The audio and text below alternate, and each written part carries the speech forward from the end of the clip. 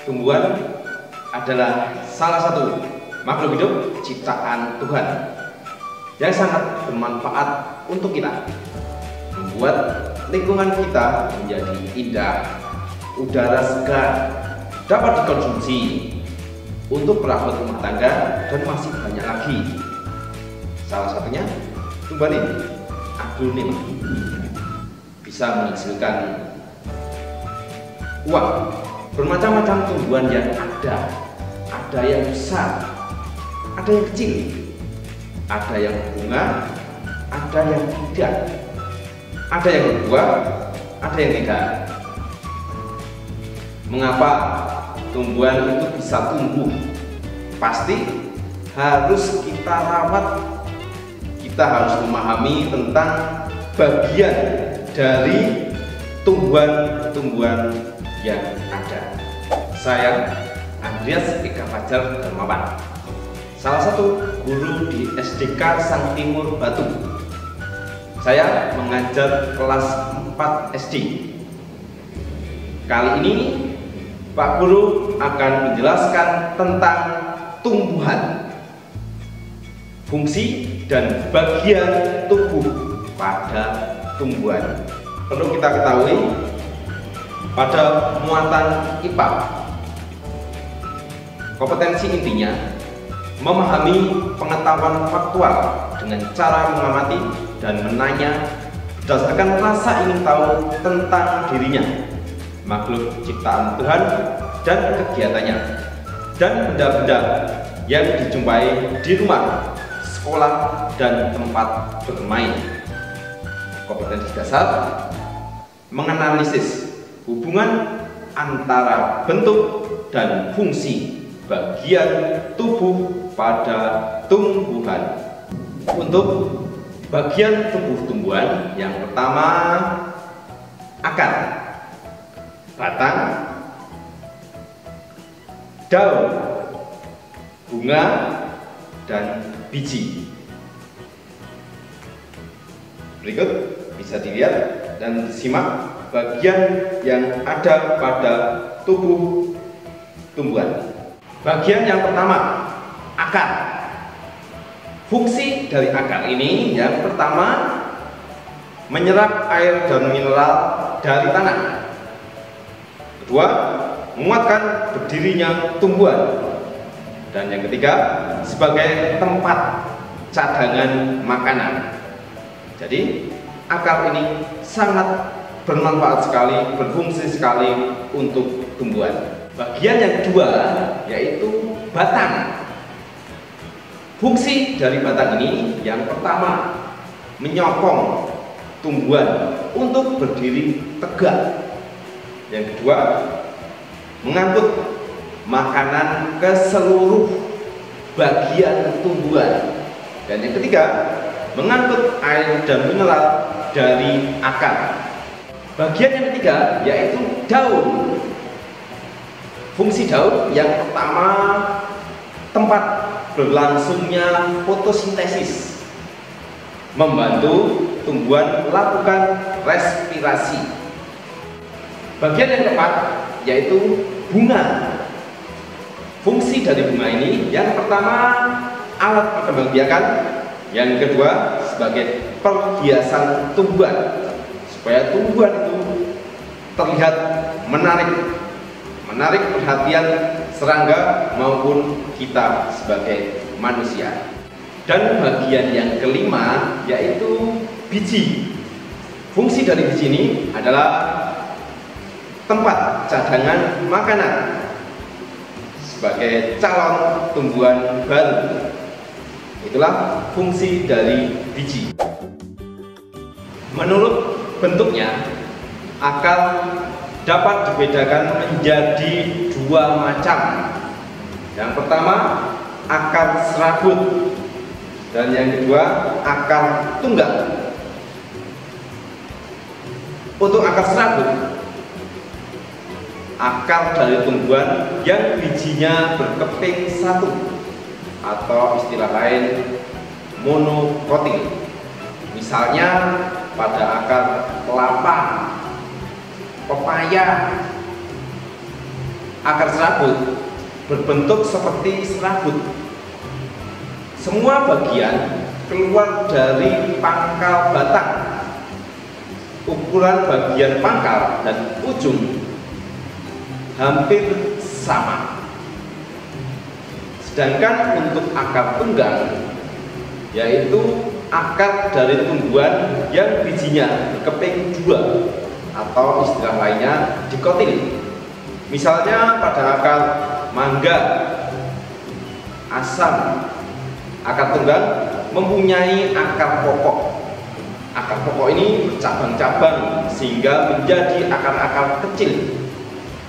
Namun demikian, tumbuhan yang berkeping dua yang ditanam dengan cara dicangkok tidak mempunyai akar tunggal. Tumbuhan berkeping dua yang dicangkok akan mempunyai akar serabut. Selain dua jenis akar bahan besar, ada beberapa akar khusus. Yang pertama, akar gantung, akar pelekat, akar tunjang, dan akar napas. Akar gantung tumbuh pada bagian tumbuhan yang berada di atas tanah. Akar itu kemudian menggantung di udara. Misalnya pada akar gantung pohon beringin. Yang kedua, akar pelekat. Akar pelekat ini tumbuh pada bagian batang. Akar tersebut berguna untuk menempelkan tumbuhan itu pada kayu, tembok, atau tumbuhan lain. Misalnya akar pada tumbuhan sirih ataupun lada. Yang ketiga, ada akar tunjang. Akar tunjang ini tumbuh pada bagian bawah batang. Akar itu tumbuh ke segala arah. Gunanya untuk menunjang agar batang tidak roboh. Misalnya akar pada pohon pandan. Yang keempat, akar nafas. Akar napas ini merupakan cabang-cabang dari akar tumbuhan tersebut. Akar itu tumbuh ke atas sehingga muncul di permukaan tanah ataupun air. Akar napas berguna untuk keluar masuknya udara ke dalam tumbuhan. Misalnya akar pada pohon bakau. Untuk batang, ada 3 jenis batang. Yang pertama, batang basah, batang berkayu, batang rumput. Untuk batang basah, batang tumbuhan yang lunak dan berair, misalnya pada batang tanaman bayam, sawi. Berikutnya, batang berkayu,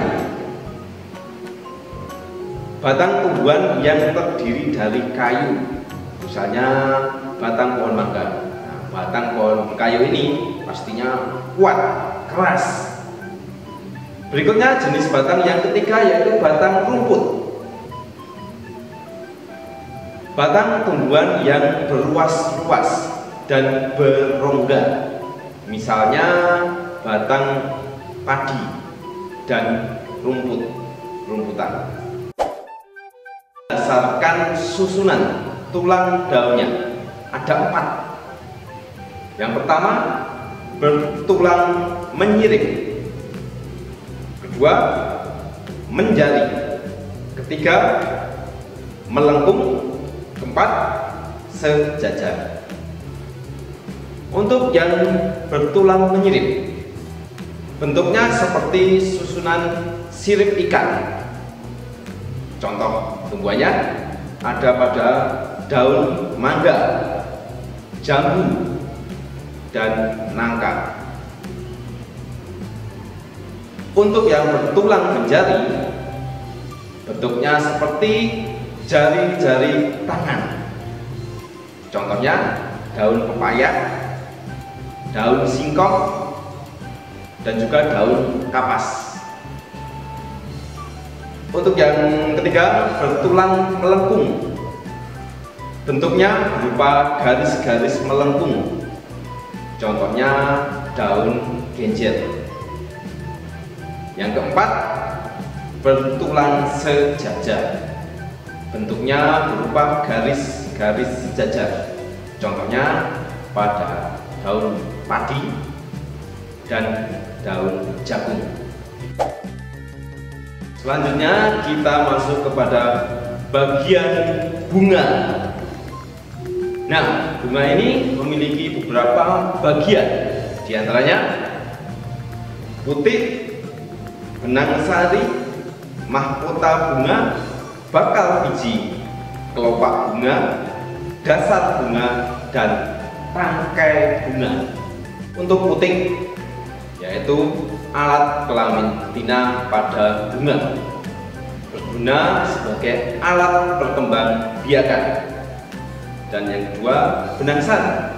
Benang sari juga merupakan alat kelamin jantan pada bunga, juga berguna sebagai alat perkembang biakan.